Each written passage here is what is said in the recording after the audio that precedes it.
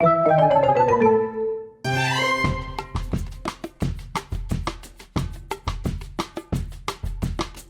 that a Tim Tam? Always, man. Tim Tams. Okay, Well, cool. the problem is Cole got into them. I got very over Tim Tams, and then Cole got into them. So now I have to buy Tim Tams for him. Oh, they're so good though. They're all good. They're Australian. Tim Tams. Hello and welcome to Bleed Extra with me, Ryan Whyte. I am a freelance graphic designer and I'm joined by Jacque Moodley. He is a permanent art director and yeah, welcome to the show, Jacque. Thanks. My coffee tastes great. It tastes like sunlight. You know when you leave sunlight in the cup and then it still tastes like sunlight a little bit?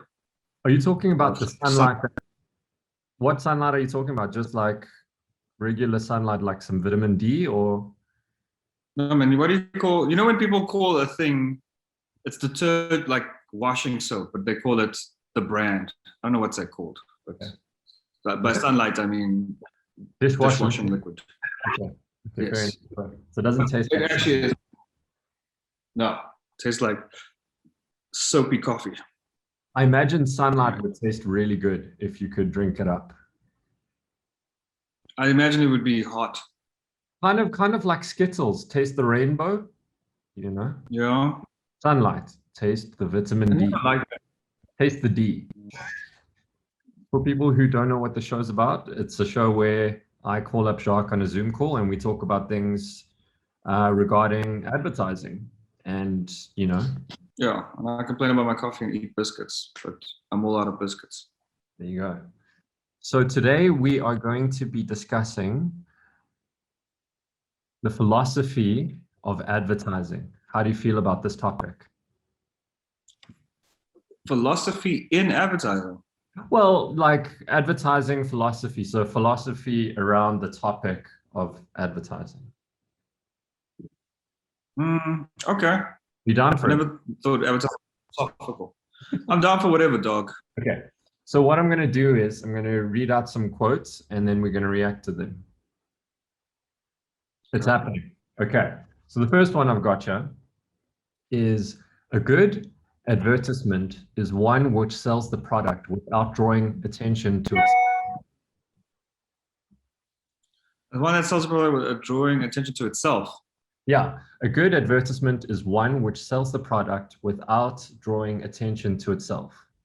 I don't agree with that at all. First of all, who do you think said it? Probably fucking David Ogilvy or whatever. That's David Ogilvy. Yeah, it's fucking David Ogilvy. Oh, I'm getting a call and it seems important. Can I just...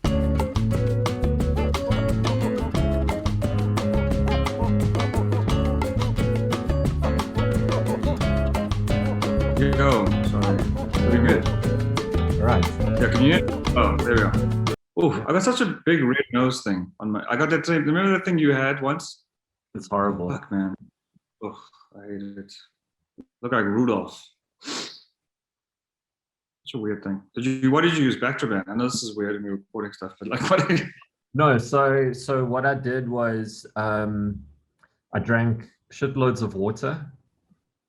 So like 12 glasses a day, because it just gets rid of all the toxins. It flushes your system out. So shitloads of water and supplements help. So like the immune boosting supplements. Look, I'm gonna go. I'll go to Discord just now. I need to post something. So speaking of bacteria, David Ogilvy. David Ogilvy. Sure, man. I've never. Maybe I've never worked at Ogilvy. I've never had the. I've never been sold on the like. What's the word? You know, the culture or the myth that is David. But I don't know. He has a lot. I don't agree with it because I don't think if advertising isn't meant to be noticed, then how do you get someone's attention? Yeah. It's like subliminal advertising. So what's buy Cheetos? What sprung to mind for me is that like it's that old 90s style of advertising. So it's kind of like the one print ad that I thought of when I read that that quote was, I don't know if you remember that Durex ad with the footprints on the beach. And like a long dragging dick. Yes. And then there's just like a line that drags in between the feet, and it's for extra large Durex condoms. So for Is that a real ad? That's just a student yeah. ad. No, it's a real ad. They had it up on AAA, but it was a real ad. And I think that's kind of cool because it's kind of like it doesn't draw attention to the product, but it sells the product. And you're thinking of, not really thinking of like extra large condoms, like only after the fact. And I think that was like a very 90s way of doing print ads and stuff, where it's like you'll look at something, you'll be like, I don't get it. 2 seconds later, you get it. I'm not saying it's the best ad, but that's the technique that kind of sprung to mind. I don't think it's a great ad, man. Whoever did it, I'm sorry. I don't know. It's not like it's early 2000s. It was just like a long dick ad. Yeah. No. I'm not saying it's a great ad, but what I do like is the technique where you show something and it's not about the product, but only after the fact. It's like, I don't know if you can think of maybe an example of that, like a better example. You know me, I'm not really an ad guy, so you know. Not really an ad guy. You have an advertising show. There's a lot of ads that are, I mean, the smart ones. Yeah, I mean, off the bat, can I think of like a good ad? No, lots of ads. Well, Yeah, I get. you know which one you brought it up on the show previously, was the one with the super glue with the car stuck to a billboard. Oh yeah, that was. Doesn't I think it was Ian Franks' ad. Yeah, it doesn't draw attention to the product like super directly. Only after. I see. Yeah. Okay. It demonstrates the value or demonstrates the, Yeah. positive element of the brand without going, this is the brand. Yeah, and I think it's the same thing. Like if when you want to buy a Ferrari, you don't buy a Ferrari, you buy the lifestyle. You buy the experience of rolling down like a boulevard, you know. You buy the bragging rights on the golf course. You don't buy an actual Ferrari. I think that's also the point. You know what I mean? So that's what I found interesting about that quote, is that yeah, it's like the difference between an infomercial and like a proper advertisement or a brand, for instance. Infomercials will just show and tell and highlight the product, you know, in a very retail kind of way. And then like a good advertisement will sell you a lifestyle. Do you know what I mean? Yeah, no, I get you. I think look, they both work, because I think there's like, fancy advertising and there's hardworking advertising, and the fancy advertising is the one, that we love. It's the one we got into this industry for. But it's evolving. I think the hardworking advertising is, I don't know, I think advertising has gotten a little bit more subtle, in the sense that, people are using influencers now. People are like, oh, maybe I'm getting off topic here, but do you know what I mean? Like a little bit more recommendation based. So like, I'll give you an example. So yesterday I was looking for a spa, because I'm a fancy guy. Anyways, I was looking for a spa and I've almost booked one. I was like literally in the process of paying. And I was like, let me just check reviews. Something was like, I just felt uneasy about it. And I checked the reviews. It had fucking horrible reviews. Everybody was like, this is the worst place in the world. Someone referred to it as like one of the 9 circles of hell. I was like, okay. On the comment. On the comment. Yeah, I was like, oh shit. So then I went through and I was like, oh, bad. And it wasn't like a cheap spot. It was like, it's an expensive spot. So I didn't book it, luckily, and I found another place. But geez, man, like recommendations and people saying what it is, I think do a lot more selling, because you need to trust something, right? Especially if it's a new thing or it's some place you've never been. Once you've been to a place, you're like, this place is good, I want to go there forever. But if it's a new place, you need recommendation. You need someone to vouch for it. Yeah. And I think that's what advertising become. Advertising is now like people vouching for things. I use this lip liner because with my complexion, it brings out, the best version of my lips, I think that's what girls say. Makeup tutorials. I'm just looking at your That- lips now, and I can see it's really done. It's worked wonders for you. Thanks, man. Shout out to Comex. They always do this. Comex, thank you. It's like, so the camera can focus. Yeah, so. Okay, so thanks for trashing David Ogilvy's quote. I will move on to the next quote. Oh man, I think sorry. Yeah, I didn't understand it. David Ogilvy's too cerebral for me. I don't really understand his super mega thinking. But it was just like the fact that the brand front and center is everything I've not learned in the last 6 years of doing Facebook ads. You know, it's like put the brand up front in the first 3 seconds. Show the drinking shot, or show the consumption shot, or show the biting of the chocolate. Cut to people having fun in a park. Get back to the product. You know what I mean? It's like product, a little bit of entertainment, product, a little bit of entertainment, payoff line, hashtag. So David Ogilvy will not survive in social media era. So what you're saying, I actually completely agree with you. And I think obviously when he said that quote was in a different day, you know. So I think in essence what you're really saying is that advertising over the years has deteriorated, because if he was saying back in the day a good advertisement is an ad which doesn't draw too much attention to itself and sells a bigger lifestyle, nowadays it's like, no, the product first, even if it is subtle through an influencer. We all know how influencers work, so it's not that subtle. But I think especially with placements. So the amount of times I've clicked on an ad just because I've seen the ad so many times in my Instagram feed or my Facebook feed. I've done it so many times because it's kind of like I've seen it a few times, and some of the ones I've actually clicked and installed and I've actually converted. I'm like 30 seconds later, I'm like, why have I actually done this? And I don't know if you've seen that app with the goo. It's like it shows your phone and there's just different like goo and like, like moldy kind of clay kind of thing. And I was like, cool, let me install this app. I installed it. It's nothing like how they showed the app, but then they locked me into like a free trial which charges you after a while. So I think advertising has changed, but now it's more digital marketing, they call it.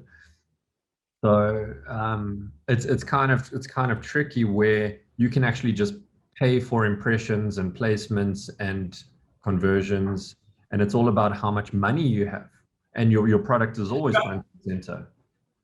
I was gonna say there's so many. It's one of those like there's so many people with opinions now. Whereas back in the day, like if you had a brand, right, you were like Land Rover, Jaguar, Land Rover, whatever, and you went to your agency and you said, "Hey, agency, we're launching the new Defender," and then your agency peeps would drive it around for a week or so, come up with like a line that says, "It's rather good," have it stuck on a mountain. Bob's your uncle, and that's fine. There wasn't impressions, there wasn't clicks, there wasn't all this shit. It was like, let's make a cool fucking ad. Let's make a cool TV ad for Peter Stuyvesant. Do you know what I mean? Let's go to the beach, shoot like hot babes and guys surfing and someone smoking a ciggy at the end. Like, that was it. That's all you had to listen to. Now, every brand has an internal marketing department. They've got Facebook approaching them. They've got, you know, Snapchat's approaching them. They've got whoever the fuck else, Spotify's approaching them. Like I was, you know, when I was at AB and Bev, every week we'd have a different like supplier coming in. So Spotify came in once and brought us cupcakes, and then Snapchat, and then like different brands would just approach the brands, even though we were the internal agency at the time. There were so many people with opinions because everyone's trying to get a piece of the pie. So before it was just like, here's all the money, go agency, run. Now I mean, even the briefs I get these days are like, you've got 2 million Rand budgets, but 1.8 is going to marketing and media. So you've got 200,000 Rand to make this thing. And you're like, where's my 2 million Rand? Isn't my 2 million Rand. It's like Facebook ads must get like 100,000 or 150,000. And Twitter gets this, and whatever gets this, and social gets this. It's just like cutting the pie. It's smaller and smaller and smaller and smaller and smaller and smaller. The agency has less say and less pie. It's just like, okay, well, here's what we think, and the guys go, Facebook says put the brand up front for 50 seconds, and the agency goes, that's what Facebook says. Great We had to point. run all our ads. They had an internal thing. So I'm just bringing AB and Bev back. But they had an internal thing where you had to like do your little social post, but then you'd upload it to this like, which was a pretty cool, very useful thing. I forgot what it was called, but you uploaded it to the site, and the site would check everything. So the site would go, is brand upfront in the first 3 seconds? Is it like 4x5 format? Is it, you know, is it like under 30 seconds? Is it, it would like do all these like little checks and would give you like a score. It's like 9 out of 10, you can post this ad. If it was anything under 7, fuck it. Imagine you're not posting that. So it's become so mechanical. Huh? Imagine if like Leonardo da Vinci just put the Mona Lisa through that check. Your artwork, 9 out of 10. Yeah, I saw a meme like that recently. They're like, "Can you change this? Change her hair. We don't like her smile. Can you make it more like? Can she be happier?" Yeah. Blah, blah. Yeah. Yeah, I think Too many I think it's very difficult to compare advertising to art, you know, and we've spoken about it a lot recently. So I think it is a tricky thing. But anyways, yeah, no, that's very, very good point. Do you want to move on to the next quote? Yeah, sure. Let's do it. Stopping advertising to save money is like stopping your watch to save time. Ooh, another David. Nope. Let's just say he's an inventor or a creator of a particular motor vehicle brand. Henry Ford. Yeah. Oh, cool. I like old Henry. I agree with that. Right? I think, people cut marketing budgets, and that's the wrong thing to do. It's like, hey, we have this product, but we're not going to tell you about it for a while because you're trying to save money. The only way you're going to make money is telling people about the product so you can make money. So that I agree with that completely. Henry Ford knew what was up, man. Do you remember when Coca-Cola, that famous story of how they stopped? Well, they reduced their advertising and marketing budgets and reduced the amount of, you know, billboards or whatever TV ads that were going out, and like Pepsi actually just ate into their market share. Remember that? Oh. So that happened. They were like, we're Coca-Cola, we're on top of the world. We're going to reduce our advertising spend. And then Pepsi started taking over. I can't remember. It must have been in the 80s, 90s. And then that's where you saw the resurgence of like Coca-Cola in terms of their adverts. And then the Happiness Factory came out. And all of a sudden we were seeing these big budget ads again. You know, it may have even been earlier than the 80s, maybe 70s or and then Coca-Cola have kind of stuck with it since, you know, just kept on going. Then that's when they did that. I'd like to buy the world of Coke. No, no, no, no, no. Yeah, I'm sure. That was the 70s, right? Yeah. I mean, you think I would have done the research before, you know, stating that stuff. But I mean, if people are interested, just type into Google the time Coca-Cola stopped advertising. I'm sure it's like all over Google. But yeah, Sure. Stopping advertising to save money is like stopping your watch to save time completely. So in essence, and that ties in with what we were saying before, where it's like, I think now more than ever, let's use that phrase. One of the most overused phrase next to what is that other phrase? Anyways. New times, or these what's the new normal. But what was I saying, man? I think I just got load shed. Oh shit. Luckily, I'm connected to my phone. Luckily. Okay. Oh, shit.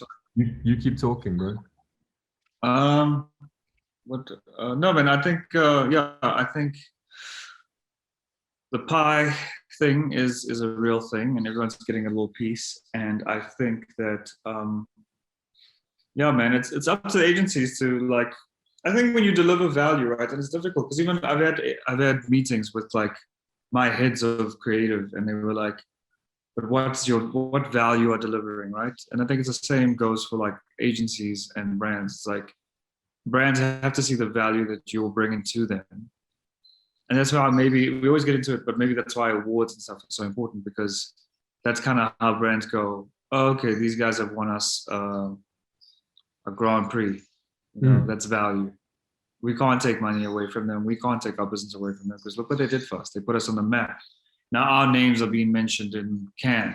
You know what I mean? I think that's it, man. I think that's the trick. It's kind of like sometimes even in a relationship, you have to remind your like partner how good you are. Like, look at what it's not like, look what I've done for you, but it's like, you know, if you look at our relationship in the last couple of months, look at how we've grown and look how we've changed and look how much better things are now. And look, you know, look at all the great times we've shared. It's kind of like that. It's a weird thing, but like agencies are insecure, brands are insecure. Everyone, it's like brands on Tinder and like you're in a relationship with them, but they're like swiping and they're like, well, what can what can, I don't know, a Vas do? Do you know what I mean? They're like, and then like you are trying to just hold them like, but don't forget like what we did 6 summers ago. Yeah. You know, remember that time we took you to Cannes? And they're like, so yeah, I mean, it's about value, and like, you know, the only way to stop giving money to Facebook is to show that you can do better stuff than Facebook does. But that's a hard sell, man, because Facebook's giving them the analytics. Facebook tells them exactly, Jacque, 34 in Germiston or wherever, clicked on your ad and he went to the website. And now he's going to download a brochure. It's hard to argue that, man. Yeah. And if you're using that relationship metaphor, it's kind of like, look back at the last 3 months. I screwed the toothpaste cap back on. You know, it's even small things like that, right? I don't know what kind of relationships you've been in, but that doesn't count. You know, it's also about the pet peeves of what I'm saying. It's not just the grand gestures of Cannes. You know what I mean? It's like, to use that as an example, it's like how people get annoyed if you leave the cap off the toothpaste, for instance. That could correlate in an agency environment to, we've just been retaining this client. We've done all these like little added extras. They're the kind of things that you don't see. You know, it's not only about taking clients to lunch, it's also about meeting deadlines regularly, you know, reducing the amount of mess ups you have, and you know, staff retention, stuff like that, you know.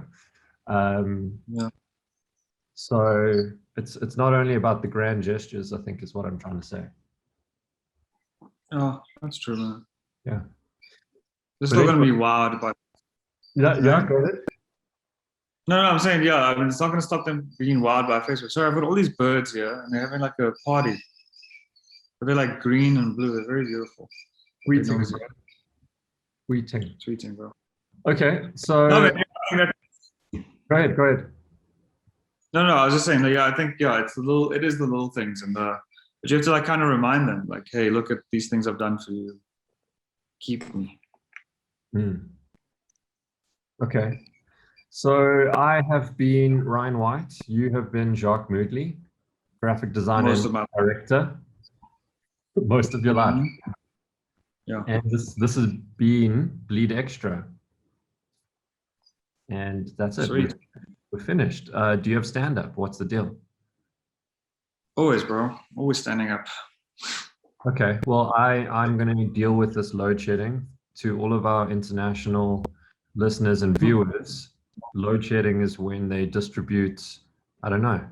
It's just power cut. It's a nice way of saying like power cut to, yeah, we've got a whole ESCOM, which is our electricity provider. Do you want to explain this? Why do we have load shedding? It's having an infrastructure that hasn't been updated to accommodate the amount of people that need power, and not really trying to fix the problem, but just trying to, you know, embezzle. But that's another topic for another day. Are you talking about political corruption? I mean, this is not a political show. This is an advertising show. We only talk about adverts here. Yeah. All right. Nice one, bro. So what? I'm just going to stop recording.